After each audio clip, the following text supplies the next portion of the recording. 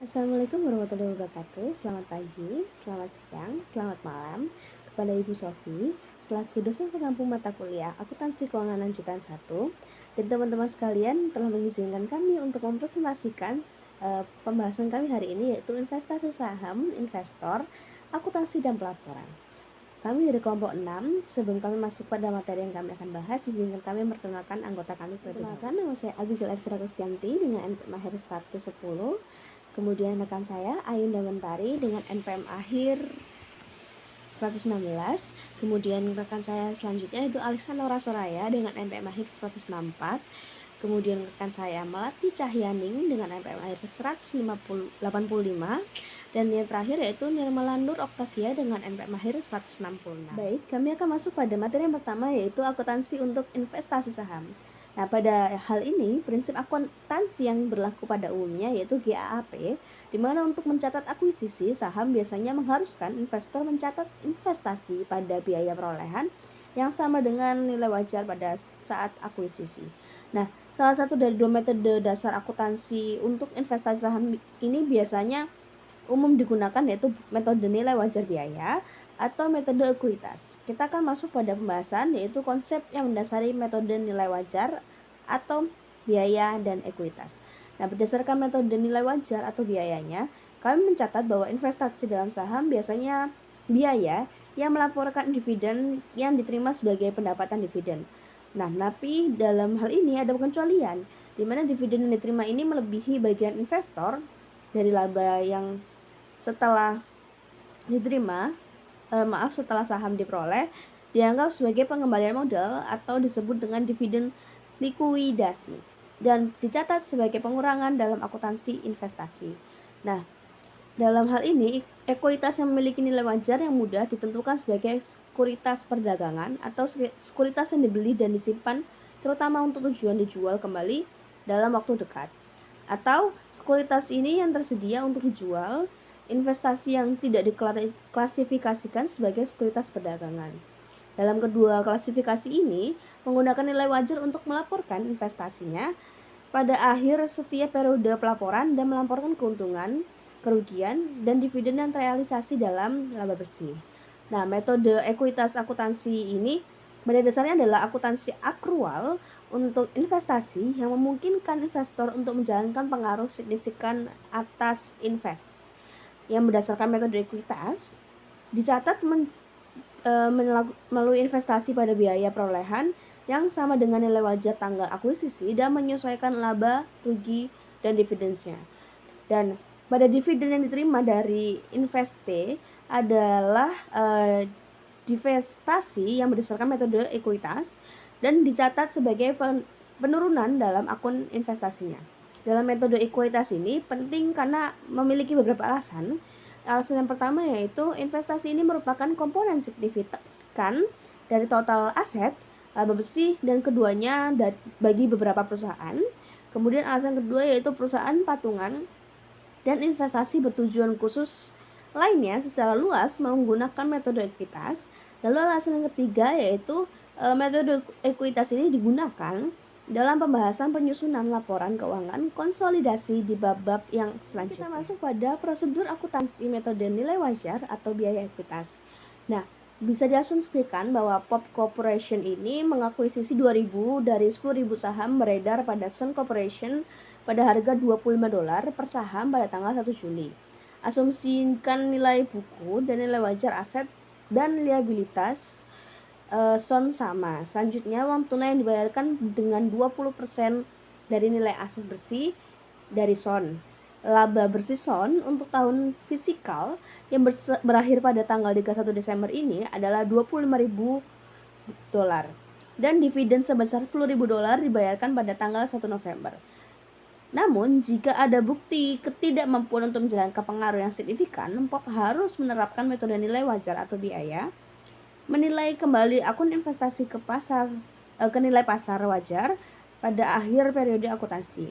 Nah, jika metode ekuitas ini diperlukan, akuntansi oleh POP berdasarkan kedua metode tersebut adalah sebagai entry pada tanggal 1 Juli mencatat investasi metode nilai wajar atau biaya, di mana investasi Dison yaitu A 50.000 dan uang tunainya Amin yaitu 50.000. Lalu pada entry tanggal 1 November untuk mencatat biaya dividen, metode ini uang tunainya A plusnya 2.000, pendapatan dividennya yaitu 2.000. Lalu pada entry pada tanggal 31 Desember untuk mengakui penghasilan, tidak ada asumsi saham tersebut yang tidak dapat dipasarkan atau memiliki harga pasar sekitar 25 dolar per lembar saham sehingga tidak diperlukan penilaian ulang. Lalu pada metode ekuitas, investasi Dison A plusnya yaitu 50.000, uang tunainya Aminnya 50.000. Metode ekuitasnya uang tunai pada entry-nya pada tanggal 1 November untuk mencatat dividen yaitu uang tunainya 2.000 dan investasi Disonnya 2.000.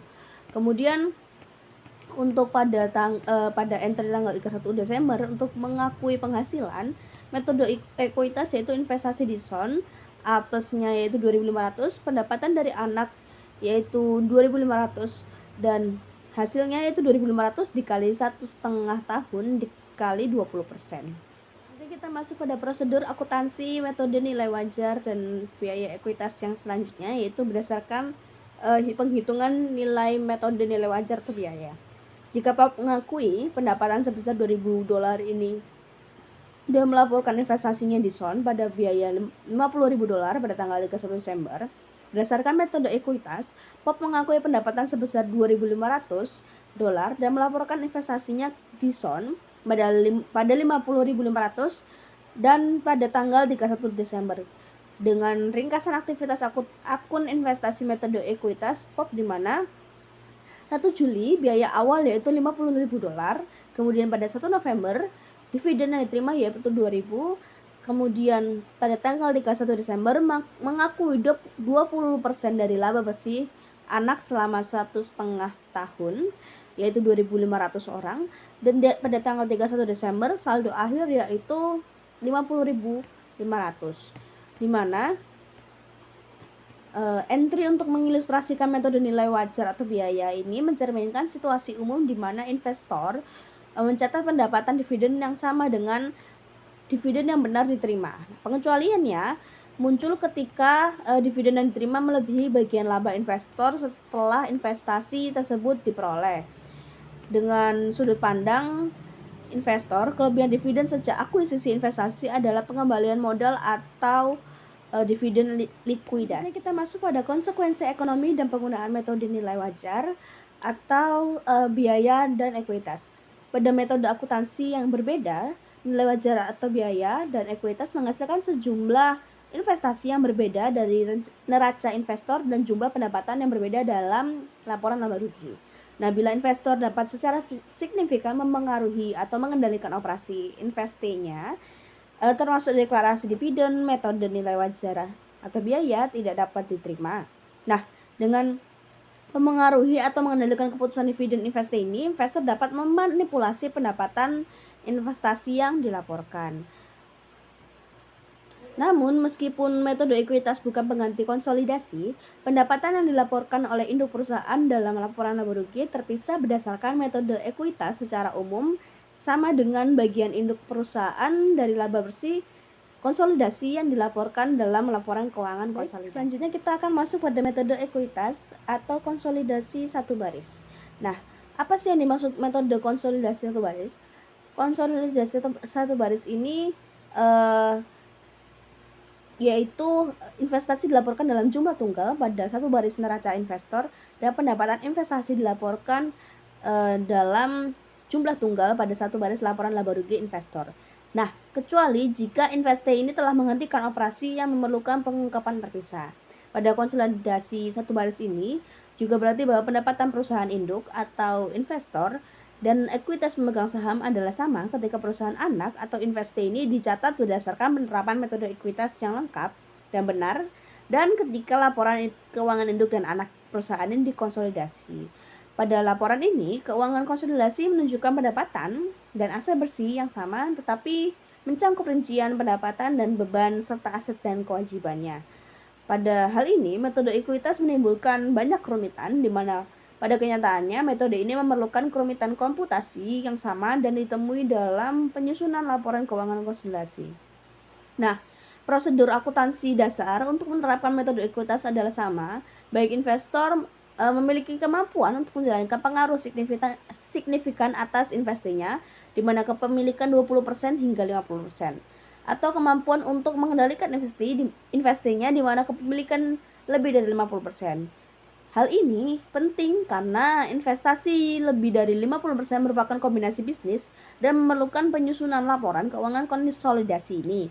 Nah, dengan hal ini, prinsip akuntansi yang berlaku untuk metode akuisisi akuntansi untuk kombinasi bisnis juga berlaku untuk akuntansi investasi sebesar 50% atau lebih besar berdasarkan metode ekuitasnya.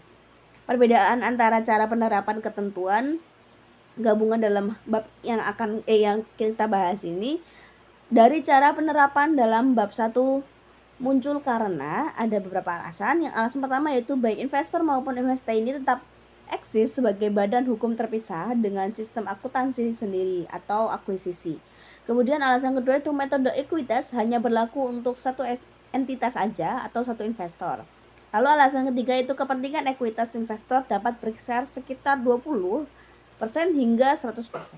Selanjutnya ada investasi ekuitas pada akuisisi yang dimana investasi ekuitas saham biasa dengan hak suara dari entitas lain mengukur biaya investasi berdasarkan kas yang dicairkan atau sekuritas yang diterbitkan. Demikian pula dari sisi kami membebankan biaya langsung untuk mendaftarkan dan menerbitkan sekuritas ekuitas terhadap modal di sektor tambahan, dan kami membebankan biaya langsung lainnya untuk akuisisi. Kami memasukkan total biaya investasi dalam akun investasi berdasarkan konsep konsolidasi satu baris. Selanjutnya ada kelebihan nilai buku atas biaya, yang dimana nilai buku dari bunga yang diperoleh dalam investasi mungkin lebih besar daripada biaya investasi atau nilai wajar. Hal ini menunjukkan bahwa aset bersih yang dapat diidentifikasi dari investasi dinilai terlalu tinggi atau bahwa bunga tersebut diperoleh dengan harga murah. Keuntungan pembelian murah dicatat sebagai keuntungan biasa. Pembelian murah atau bargain purchase adalah situasi dalam akuisisi bisnis di mana nilai wajar aset bersih yang diperoleh lebih besar daripada harga yang dibayarkan oleh investor. Dalam pembukuan akuntansi, selisih positif ini dicatat sebagai keuntungan pembelian murah dan diakui sebagai pendapatan dalam laporan laba rugi. Hal ini dapat terjadi karena beberapa alasan, seperti yang pertama, penjual berada dalam kondisi finansial yang sulit dan perlu menjual aset dengan cepat. 2. Negosiasi yang menguntungkan bagi pembeli. 3. Kesalahan dalam penilaian aset oleh penjual. Berikutnya, akuisisi sementara atas kepentingan investasi. Akuisisi sementara atas kepentingan investasi merujuk pada pembelian saham atau perusahaan oleh investor dalam periode akuntansi interim, yaitu sebelum akhir tahun fiskal. Dalam akuntansi investasi ekuitas, ketika perusahaan investor mengakuisisi saham perusahaan investi dalam periode intern, perhitungan ekuitasnya harus memperhitungkan perubahan yang terjadi sejak laporan keuangan terakhir. Proses perhitungan mencakup yang pertama, menyesuaikan ekuitas pemegang saham dari perusahaan yang diinvestasikan dengan menambah laba yang diperoleh sejak laporan terakhir hingga tanggal akuisisi dan mengurangi dividen yang telah diumumkan. Lalu menentukan selisih antara harga pembelian dan nilai buku aset bersih yang diperoleh. Lalu menerapkan metode ekuitas, di mana investor melaporkan bagiannya atas laba atau rugi investasi dan menyesuaikan nilai investasi sesuai dengan perolehan ekuitas investasi. Investasi dalam akuisisi bertahap. Investasi dalam akuisisi bertahap dalam proses di mana investor memperoleh pengaruh signifikan atas investasi melalui serangkaian pembelian saham secara bertahap, bukan dalam satu transaksi tunggal. Dalam akuntansinya, yang pertama, saham awal dicatat menggunakan metode nilai wajar. Lalu ketika kepemilikan mencapai tingkat signifikan, metode ekuitas diterapkan, biasanya 20%. Lalu penyesuaian retrospektif dilakukan, termasuk menyesuaikan nilai investasi dan laba ditahan sebelumnya sesuai metode ekuitas. penjualan kepentingan atas ekuitas, dan pembelian saham langsung dari investi. Penjualan kepentingan ekuitas terjadi ketika investor menjual sebagian investasinya sehingga kepemilikan turun di bawah 20% atau kehilangan pengaruh signifikan. Setelah penjualan, metode ekuitas tidak lagi digunakan dan investasi dicatat menggunakan metode nilai wajar atau biaya. Keuntungan atau kerugian dari penjualan dihitung sebagai selisih antara harga jual dan nilai buku kepemilikan yang dijual. Lalu pembelian saham langsung dari investi terjadi ketika investor membeli saham langsung dari perusahaan investi, bukan dari pemegang saham lain. Dalam kasus ini, persentase kepemilikan dihitung berdasarkan total saham yang beredar setelah penerbitan saham baru, bukan jumlah saham sebelum transaksi.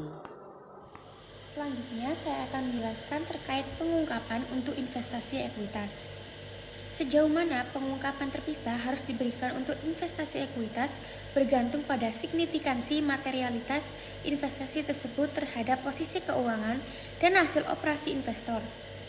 Jika investasi ekuitas signifikan, investor harus mengungkapkan informasi berikut dalam catatan tambahan atau dalam catatan atau jadwal laporan keuangan.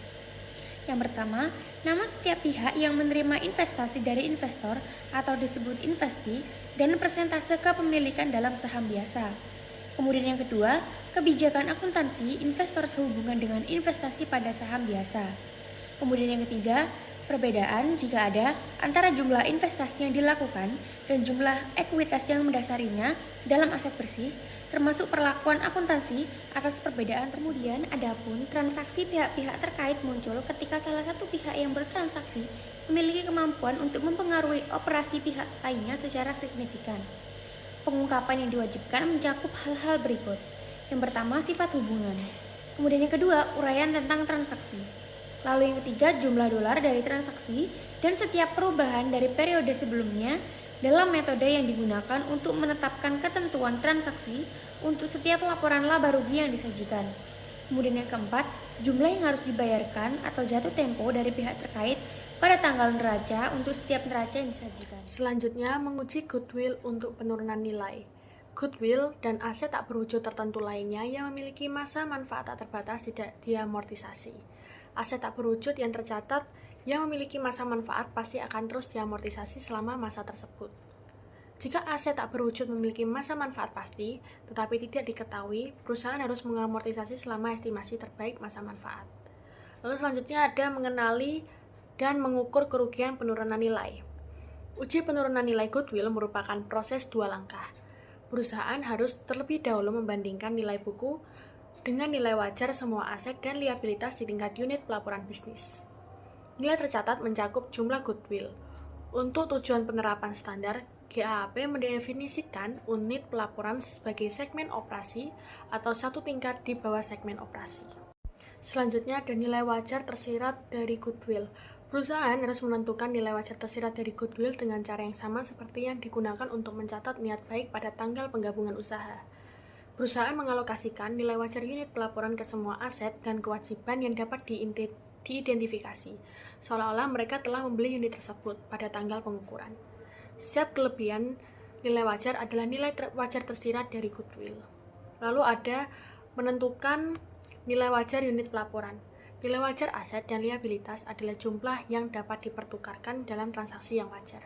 Oleh karena itu, nilai wajar unit pelaporan adalah jumlah yang dapat dibeli atau dijual dalam transaksi berjalan. GAAP mengharuskan pengujian penurunan nilai yang lebih sering jika salah satu dari peristiwa berikut terjadi. Yang pertama, ada perubahan signifikan yang merugikan dalam faktor hukum atau iklim bisnis, lalu tindakan atau penilaian regulasi yang merugikan, lalu ada persaingan baru dan tak terduga. Dan selanjutnya ada opsi nilai wajar untuk investasi metode ekuitas. Opsi dapat dipilih berdasarkan investasi per investasi.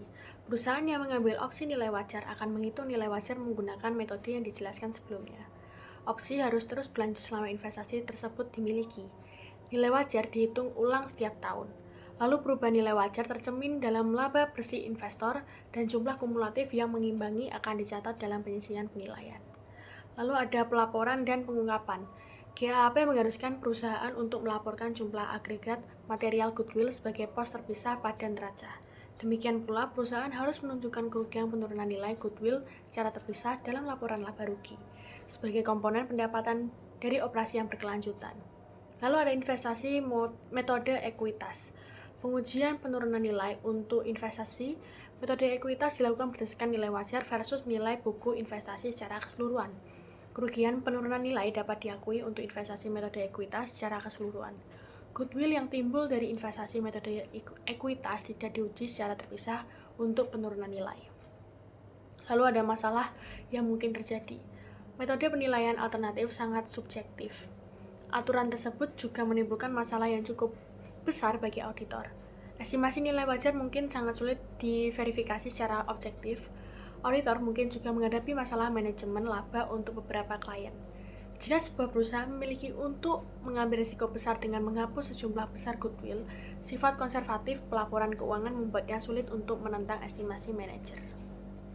Demikianlah pemaparan materi dari kami selaku kelompok 6 terkait materi chapter 2, investasi saham, investor, akuntansi, dan pelaporan. Terima kasih atas perhatian dan waktu yang telah diberikan. Semoga apa yang kami sampaikan dapat bermanfaat. Wassalamualaikum warahmatullahi wabarakatuh.